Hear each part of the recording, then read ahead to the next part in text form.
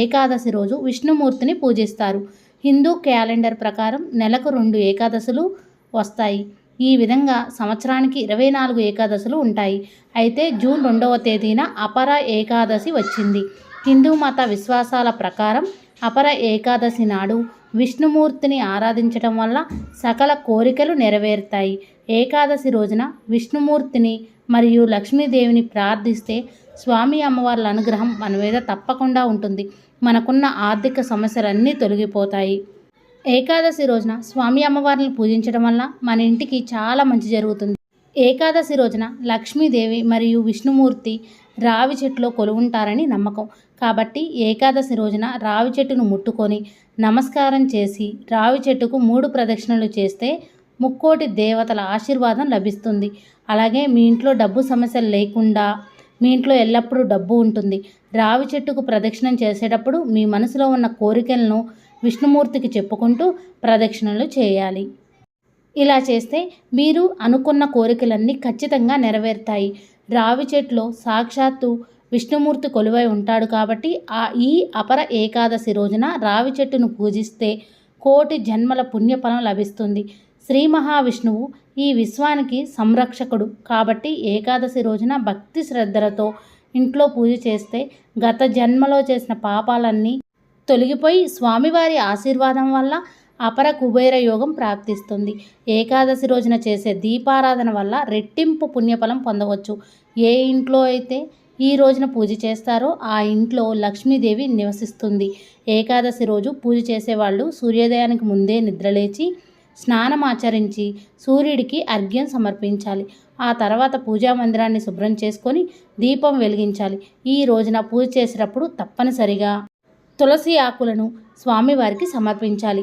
ఎవరికైతే నరదృష్టి ఉంటుందో అలాంటి వారు ఈ ఏకాదశి రోజున 2 లవంగాలను నీటిలో వేసుకొని స్నానం చేస్తే మీపై ఉన్న చెడు దృష్టి అంతా తొలగిపోతుంది. తద్వారా మీరెల్లప్పుడూ సుఖ సంతోషాలతో ఆరోగ్యవంతులుగా ఉంటారు. ఏకాదశి రోజున పూజ చేసేటప్పుడు పసుపు రంగు దుస్తులు ధరిస్తే చాలా మంచిది.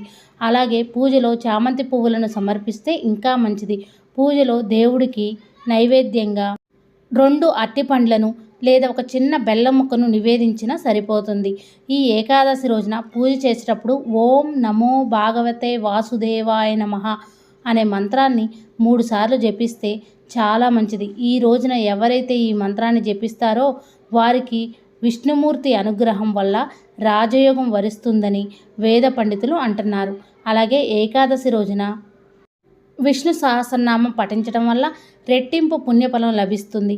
సకల దేవతలు రావి ఆకులో ఉంటారని నమ్మకం. కాబట్టి ఏకాదశి రోజున పూజ చేసేటప్పుడు 2 రావి ఆకులను తీసుకొని వాటికి కుంకుమ బొట్టు పెట్టి పూజ గదిలో ఉంచి పూజ చేయండి. పూజ పూర్తయిన తర్వాత ఆ రావి ఆకులకు నమస్కారం చేసి మీ పర్సులో ఉంచండి. ఇలా చేస్తే మీ పర్సులో ఎల్లవేళలా డబ్బు ఉంటుంది. ఏకాదశి రోజున పూజ చేసేవాళ్ళు పూజా గదిలో అక్షింతలను పెట్టి పూజించాలి. పూజ పూర్తయిన తర్వాత ఆ అక్షింతలను కుటుంబంలో ఉన్న ప్రతి ఒక్కరూ తలపైన వేసుకోండి. అలాగే కొన్ని అక్షింతలను మీ పర్సులో పెట్టుకోండి. ఇలా చేస్తే మీ ఇంట్లో డబ్బు ప్రవాహం పెరుగుతుంది. అలాగే మీ ఇంటిపై లక్ష్మీ కటాక్షం ఉంటుంది. ఏకాదశి రోజున పూజను ఉదయం వేళలో చేసుకోవచ్చు, సాయంత్రం వేళలో చేసుకోవచ్చు. విష్ణుమూర్తి లక్ష్మీదేవి అమ్మవారు కలిసిన ఫోటో అయినా పెట్టుకోవచ్చు అండి. లేదా వెంకటేశ్వర స్వామి లక్ష్మీదేవి అమ్మవారు కలిసిన ఫోటో పెట్టుకోవచ్చు. విష్ణు సహస్రనామం గోవింద నామాలను చదువుకుంటూ పూజ చేసుకోవచ్చు. లక్ష్మీదేవి అమ్మవారి అష్టోత్తరం చదువుకుంటూ పూజ చేసుకోవచ్చు. అమ్మవారికి మంగళకరమైన వస్తువులతో పూజ చేసుకోండి. అమ్మవారి దగ్గర నిండుగా పసుపు కుంకుమలు పెట్టుకుంటే మనం నిండుగు 100 ఏళ్ళు కూడా సౌభాగ్యంతో ఉంటాం. కామాక్షి దీపాన్ని కూడా వెలిగించుకోండి. కామాక్షి దీపం అంటే కోరికలు నెరవేర్చే దీపం. మన మనసులో ఉన్న కోరికలన్నీ నెరవేరుతాయి. స్వామివారికి ఈ రోజున తప్పకుండా పిండి ప్రమిదల్లో దీపారాధన చేయండి. అలానే తులసి దళాలతో స్వామివారికి అర్చన చేయడం వల్ల లేదా అభిషేకం చేయడం వల్ల మనకి చాలా మంచి జరుగుతుంది. ఏకాదశి రోజున సాయంత్రం సూర్యుడు అస్తమించిన తర్వాత ఉప్పు తినకూడదని అంటారు. ఈ రోజున ఉప్పు తింటే జాతకంలో దోషాలు ఏర్పడి అనారోగ్య సమస్యలు వస్తాయని నమ్మకం. ఏకాదశి రోజున సాయంత్రం మీ ఇంటి గుమ్మం ముందు 2 దీపాలను వెలిగిస్తే మీ ఇంట్లోకి ముక్కోటి దేవతలు అడుగు పెడతారట. ఈ 2 దీపాలలో ఒక దీపం విష్ణుమూర్తికి, మరో దీపం మహాలక్ష్మీదేవికి అంకితం చేయబడుతుంది. ఏకాదశి రోజున సాయంత్రం సమయంలో ఎవరైతే ఇంటి ముందు 2 దీపాలు వెలిగిస్తారో వారి ఇంట్లోకి లక్ష్మీదేవి అడుగు పెడుతుంది. ఏకాదశి రోజున తెల్లవారుజామునే నిద్రలేచిన తర్వాత సాయంత్రం వరకు నిద్రపోకూడదు. అలాగే ఈ రోజున పేదవారికి అన్నం పెట్టడం వల్ల రెట్టింపు పుణ్య ఫలితం లభిస్తుంది. ఏకాదశి రోజున ఎవరి దగ్గర నుంచి డబ్బులు తీసుకోకూడదు. అలాగే ఎవరికి డబ్బులు ఇవ్వకూడదు. ఇలా చేయడం వల్ల మీ ఇంటికి కష్టాలు ఏర్పడతాయి. మరీ ముఖ్యంగా ఏకాదశి రోజున మీ ఇంట్లో వెన్నని కరిగించడం కానీ నెయ్యిని కరిగించడం కానీ చేయరాదు. ఎందుకంటే మన హిందూ ధర్మంలో వెన్న అనేది లక్ష్మీప్రదం. అందుకే ఏకాదశి రోజున వెన్నని కరిగించకూడదు. ఈ రోజున ఇంట్లో ఉన్న స్త్రీలు కంటతడి పెట్టకూడదు. స్త్రీలు కంటతడి పెట్టిన ఇంట్లో లక్ష్మీదేవి ఉండదు. ఏకాదశి రోజున తలకి నూనె రాయకూడదు అంటారు. అలా చేస్తే ఆయుక్షీణం అవుతుందంట. లక్ష్మీదేవి ఆశీర్వాదం ఎల్లప్పుడూ మీపై ఉండాలంటే ఏకాదశి రోజున తులసి మొక్కని పూజించండి. తులసి మొక్క అంటే లక్ష్మీ స్వరూపం అండి. తులసమ్మలో ముక్కోటి దేవతలు కొలువై ఉంటారు. ఆ అమ్మవారికి పూజ చేసుకుంటే మనకంతా మంచే జరుగుతుంది. లక్ష్మీదేవి అమ్మవారి అనుగ్రహం కూడా కలుగుతుంది. ఈ ఏకాదశి రోజున ఉపవాసం ఉంటే మీ ఆర్థిక ఇబ్బందులన్నీ తొలగిపోతాయి. ఈ ఏకాదశి ఉపవాసం పాటించడం వల్ల శారీరక ఆరోగ్యం మెరుగుపడుతుందని నమ్ముతారు. ఏకాదశి రోజున భోజనం చేసేటప్పుడు కంచు పాత్రలను వాడకూడదు. అలాగే ఏకాదశి రోజున అన్నం తినకూడదని పండితులు అంటున్నారు. ఎందుకంటే ఏకాదశి రోజున వడ్ల ధాన్యాలలో సకల పాపాలు నివసిస్తాయని నమ్మకం. మురా అనే రాక్షసుడు కూడా ఉంటాడని అంటూ ఉంటారు. కాబట్టి ఏకాదశి రోజున అన్నం తినడం వల్ల ఆ పాపాలన్నీ శరీరంలోకి చేరతాయంట. అందుకే ఏకాదశి రోజున అన్నం తినకుండా ఉంటే మంచిదని అంటున్నారు. మన బిజీ లైఫ్లో మనం ఆరోగ్యంపై శ్రద్ధ తగ్గిపోతుంది. అందుకే రకరకాల అనారోగ్య సమస్యలు చుట్టుముడుతున్నాయి. కాబట్టి ప్రతి ఏకాదశి రోజున ఉపవాసం ఉండడం వల్ల జీర్ణ వ్యవస్థలో ఉండే సమస్యలు తీరిపోతాయి.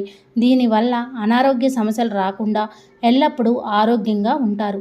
ఈ రోజున ఉపవాసం ఉండలేని వాళ్ళు ఈ రోజున మీరు తినే ఆహారంలో ఉల్లిపాయ, వెల్లుల్లి వంటి ఆహార పదార్థాలను తినకూడదు. ఉత్తరాది రాష్ట్రాల్లో ఈ అపార ఏకాదశి రోజున భద్రకాళి జయంతిని జరుపుకుంటారు. ప్రతి ఏకాదశి రోజున వెంకటేశ్వర స్వామికి, లక్ష్మీదేవి అమ్మవారికి పూజ చేసుకొని స్వామి అమ్మవార్ల అనుగ్రహాన్ని పొందండి. స్వామి అమ్మవార్ల అనుగ్రహం మన మీద ఉందంటే మనకు అన్నీ ఉన్నట్లే. ఏకాదశి రోజున చక్కగా పూజా మందిరంలో పూజ చేసుకొని స్వామి అమ్మవార్లకి అభిషేకం చేసినా చాలా మంచిది. మనకున్న ఆర్థిక సమస్యలన్నీ తొలగిపోతాయి. మనం ఎప్పుడూ కూడా సుఖ సంతోషాలతో ఉంటాం. తప్పకుండా ఏం సమర్పించినా సమర్పించకపోయినా తులసి ఆకులను మాత్రం స్వామివారికి సమర్పించండి. చాలా మంచిది. అలానే పూజలో ఒక రాగి గ్లాసులో వాటర్ అమ్మవారికి పూజ చేసుకున్నప్పుడు అమ్మవారిని మంగళకరమైన వస్తువులతో పూజ చేసుకోవచ్చు. లేదంటే మంగళకరమైన వస్తువులు చిట్టి గాజులు, గోమతి చక్రాలు, గవ్వలతో కూడా పూజ చేసుకోవచ్చు. పసుపు కొమ్మలతో పూజ చేస్తే ఇంకా మంచిదండి. స్వామివారి దగ్గర మాత్రం తులసి దళాలు తప్పకుండా సమర్పించాలి. తెలుసుకున్నారు కదండి ఏకాదశి రోజున పాటించవలసిన నియమాలేంటో. మరిన్ని వీడియోస్ కోసం మన ఛానల్ని సబ్స్క్రైబ్ చేయండి. నా ఈ వీడియో మీకు నచ్చినట్లయితే లైక్ చేయండి, షేర్ చేయండి, కామెంట్ చేయండి ఫ్రెండ్స్. కొత్త వారు ఎవరైనా మన ఛానల్ చూస్తున్నట్టయితే సబ్స్క్రైబ్ చేసుకోండి. Thank you for watching. Bye అండి.